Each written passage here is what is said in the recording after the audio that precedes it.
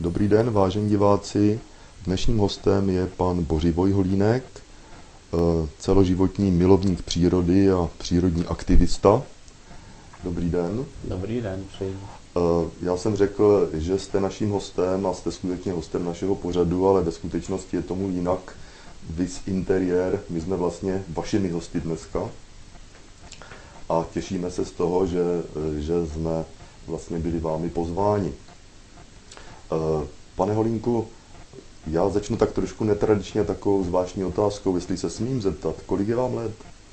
No, letos v březnu mě bylo 83 roků. 83 roků. Ano. To je takzvaný věk, o kterém říkáme, že už je požehnaný. No tak dá se říct.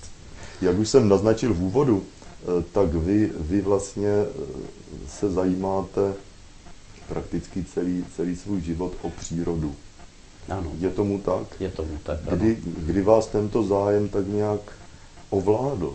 Víte, a to už prakticky od dětství, dá se říct.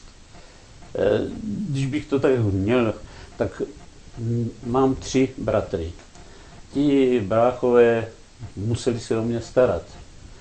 Tím, když jsem ještě byl nemluvně, chodil v košilce a prakticky jsem nechodil, tak už se mnou běhali po přírodě, po lese. Jednou mě taky položili tam někde v horce, jak se říká, tomu kopci nad Kolšovem, a nechali mě tam ležet a běželi se podívat, kde hnízdí vrána. Oni se vrátili, tak já jsem tam nebyl. Já jsem jim spadl do takové hluboké rokle a tam jsem vysel na liskovým keři. Víte, takže vlastně od svého dětství jsem se nacházel vždycky jenom v přírodě. A každou volnou chvilku, kterou jsem měl, vždycky se věnoval té návštěvě toho okolí, toho lesa a podobně. Mě velice zaujalo, že přestože jste vlastně nějak literně nestudovali žádnou přírodovědnou fakultu, že jste v pozdějších letech spolupracoval s těmi předními kapacitami vlastně v oboru. Proč si myslíte, že to tak bylo možné? Jak jste dosáhl vlastně takových vědomostí? No a k tomu se právě teď dostaneme tím, že jsem začal kroužkovat ty ptáčky.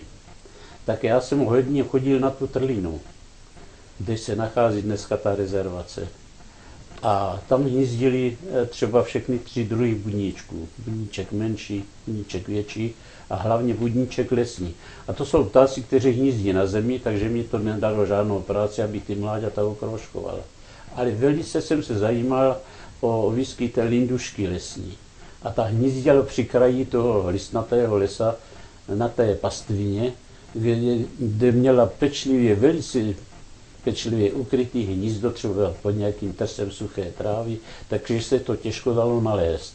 Ale já jsem si sedl na kraj lesa a teď jsem sledoval tu samičku, která sbírá ten hmyz pro ty mláďata.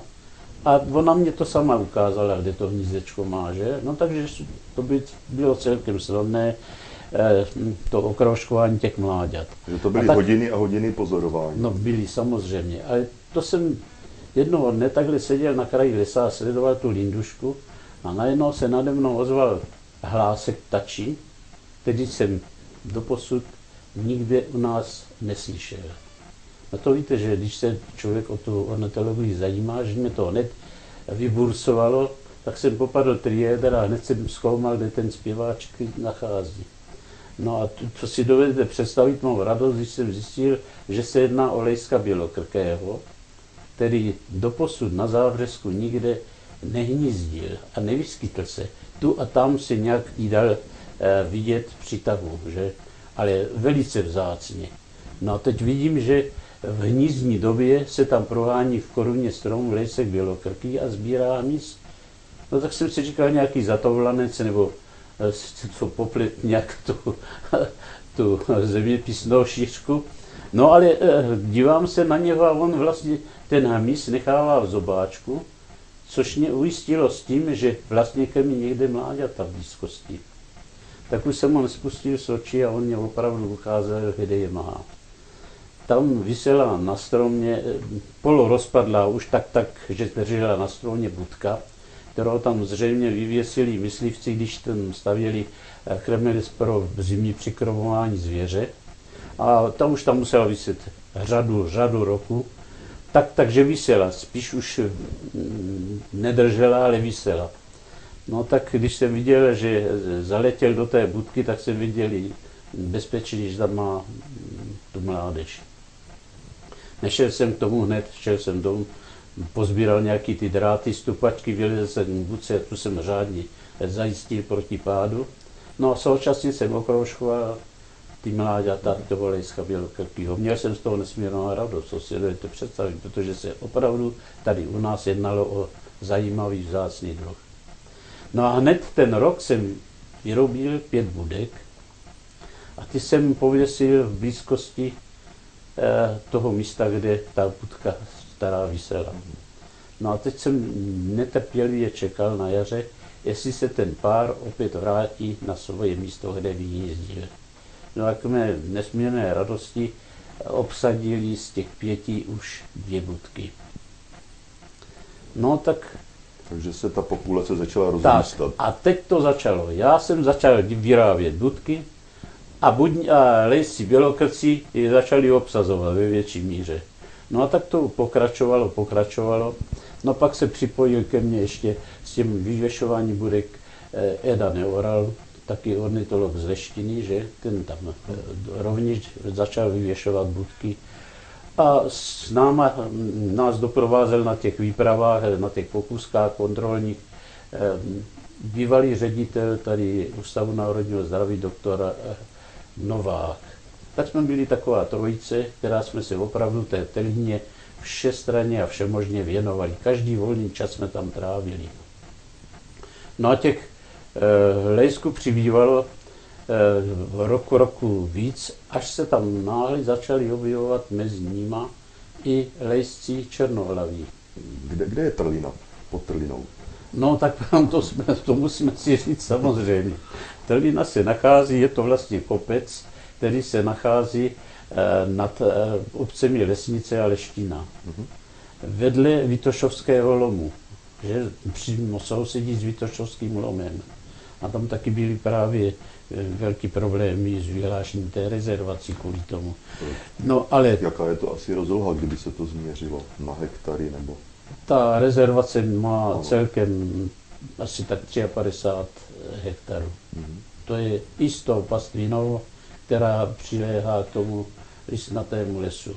Když bychom to tak nějak porovnali běžně s rezervací, tak to asi nebude po té stránce rozlohy moc velká rezervace. Ne, to je spíš, jak bych řekl, rezervace miniaturní. Protože takové rezervace se málo zakládají, že vždycky to má větší počet těch hektarů než tamto, ale... A kdy vás napadlo vlastně to, že vím, že vy jste byl otcem myšlenky, že je to tak trošku vaše dítě, ta rezervace, kdy vás napadlo tak tomu se něco zřídit? Hnízdili tam početně sikorky, že koňadry, modřinky, hnízdili tam brhlíci v těch budkách a tak dále. Ale nacházeli se tam i jiní živočichové, třeba myšice, plši, plch velký, plch lesní a plši klískový. 3 ze 4 druhů, které se v České republice nachází, plši. No a když jsem dělal ty kontroly za účelem kroužkování těch mláďat, tak jsem taky v těch budkách nacházel netopíry. Tak většinu těch druhů jsem znal, ono se tam našlo asi 6 druhů netopírů v těch budkách. A jak tam ty netopíři bydleli, dá se říct, hlavou dolů? No jistě, viseli tam na té stříčce, že? Tam byly dokonce i kolonie samiček z mláďaty, který měli přicátý na sobě. Třeba ten netopír úšatý, tam byly třeba plná budka těch samiček s těma mláďatama, že? Tak ten netopír úšatý, ten tam byl nejvojnější. Ale jedenkrát jsem tam našel tehda netopíra, s kterým jsem si nevěděl rady. Nemohl jsem mu určit, podle dostupné literatury jsem viděl, že se jedná o netopíra stromového, ale v literatuře byla poznámka velmi vzácný druh. Tak jsem si říkal, že by zrovna velmi vzácný druh byl na Trlině, že? No tak co jsem udělal? Vyfotografoval jsem jeho hlavu, protože podle toho učního záklopku a tak dále se určuje druh. A poslal jsem to do Ústavu pro výzkum u Baratrovců v Brně, tu fotografii. No a oni mě potvrdili, že opravdu se jedná o netopíra stromového.